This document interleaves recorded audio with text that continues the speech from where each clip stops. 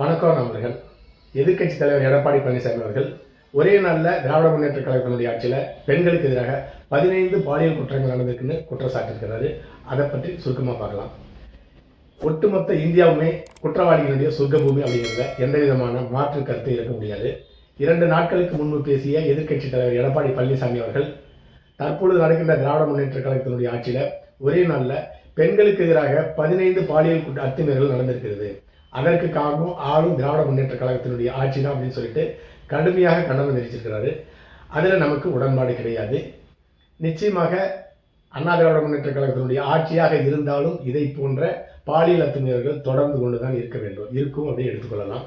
என்ன அண்ணா திராவிட முன்னேற்ற கழகத்தினுடைய ஆட்சியாக இருந்தால் 15 பாலியல் குற்றங்களுக்கு பதிலாக ஒரு 5 பாலியல் குற்றங்கள் நடந்திருக்கும்.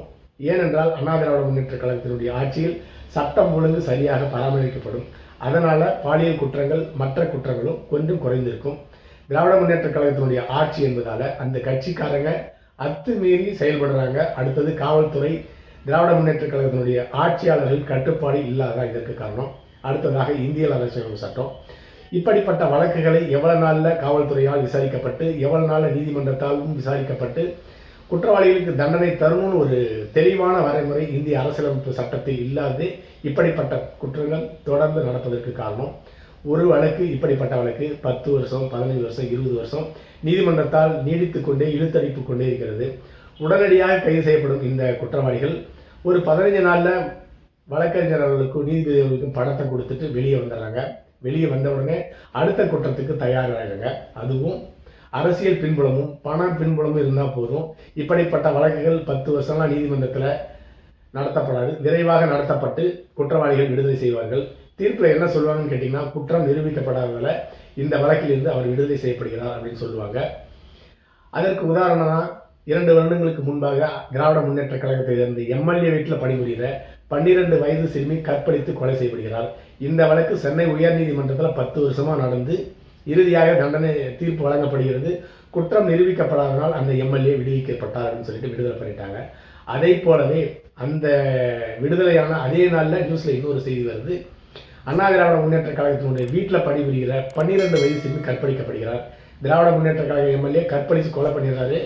ஒரு நல்ல உள்ளம் கொண்ட அண்ணா திராவிட முன்னேற்ற கழக எம்எல்ஏ கற்பழித்தோடு நிறுத்திடுறாரு. அந்த வழக்கும் குற்றவாளிகளுக்கு விடுதலை செய்யப்படுகிறார்கள். அடுத்ததாக கோவையில் தற்பொழுது 11ஆம் வகுப்பு படிக்கும் மாணவி 7 கல்லூரி மாணவர்களால் பாலியல் அத்துமீறலுக்கு உள்ளாயிருக்கிறாங்க. சோசியல் மீடியா மூலமாக அந்த மாணவிக்கு அந்த மாணவர்களுடைய அறிமுகம் கிடைக்கிறது. அந்த மாணவர்களுடைய ரூமுக்கு கூப்பிடுறாங்க. போன அந்த 11ஆம் வகுப்பு மாணவியை 7 கல்லூரி மாணவர்கள் அத்துமீறலுக்கு உட்படுத்தப்படுகிறார். பாலியல் அத்துமீறலுக்கு அந்த 7 மாணவர்களும் தற்போது போஸ்கோ சட்டத்தில் கைது செய்யப்பட்டிருக்கிறார்கள். அதே போலவே சேலம் ஆத்தூர் ஒன்றியத்துக்குட்பட்ட அரசு பள்ளியில் படிக்கிற 11ஆம் வகுப்பு மாணவி அதே வகுப்பில் படிக்கிற 7 மாணவர்கள் பாலியல் அத்துமீறல் செய்திருக்காங்க. மிரட்டி அடித்து கொடுமைப்படுத்தி அந்த மாணவிக்கு பாலியல் அத்துமீறல் கொடுத்திருக்கிறாங்க. இதை பற்றி அந்த மாணவி சக மாணவியிடம் சொன்னதன் விளைவாக அந்த பள்ளியினுடைய அரசு பள்ளியினுடைய தலைமை ஆசிரியர் பெற்றோர்கள் அழைச்சி உங்களுடைய பெண் குழந்தை நடத்த சரியில்லை, அதனால டிசி வாங்கிட்டு வேற ஸ்கூல்ல கொண்டு போய் சேர்த்துன்னு சொல்றாங்க. உண்மையாக ஆச்சரியமா இருக்கு. ஒரு அரசு பள்ளியினுடைய தலைமை ஆசிரியர் 11ஆம் வகுப்பு படிக்கிற சிறுமியை கூப்பிட்டு நடத்தை சரியில்லைன்னு சொல்லியிருக்கிறாரு. முதல்ல இதில் கைது செய்யப்படுவது போஸ்கோ சட்டத்தில் கைது செய்யப்படுவது இந்த குற்றத்தை செய்த மாணவர்கள் கிடையாது. அந்த பள்ளியினுடைய தலைமை ஆசிரியர் தான் போஸ்கோ சட்டத்தில் கைது செய்யப்பட்டிருக்க வேண்டும். அடுத்ததாக திராவிட முன்னேற்ற கழகத்தை சேர்ந்த ஒன்றிய தலைவியோட கணவர் இதில் சம்பந்தப்பட்டிருக்கிறாரு. அந்த ஒன்றிய தலைவியோட கணவனுடைய வகுப்பை, அதாவது ஜாதியை சேர்ந்தவங்க தான் இந்த குற்றத்தை சேர்ந்த 7 மாணவர்களும்.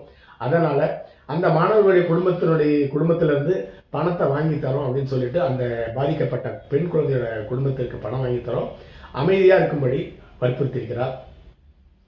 இது திராவிட முன்னேற்ற கழகத்தினுடைய அடுத்த மாடல் என்று எடுத்துக்கொள்ளலாம். இந்த இடத்துல காவல்துறையும் திராவிட முன்னேற்ற கழகத்தினுடைய உத்தரவுக்கு கட்டுப்பட்டிருக்கிறது. நீதிமன்றத்திற்கு இந்த வழக்கு செல்லாமல் காவல்துறையால் தடுத்து நிறுத்தப்பட்டிருக்கிறது. அதற்கு காரணம் ஒன்றிய தலைவியோட கணவர் என்கின்ற அந்த சார் தான் அதற்கு காரணம். இந்த வழக்கு நீதிமன்றத்தால் ஒரு 10-15 வருஷம் போய் அதன் பிறகு குற்றவாளிகள் விடுதலை செய்யப்படுவார்கள். இப்படிப்பட்ட நிலைமை தொடர்வதுதான் பெண்களுக்கு எதிரான குற்றங்கள் தொடர்ந்து ஒவ்வொரு நாளும் அதிகரித்துக் கொண்டே இருப்பதற்கு காரணம்.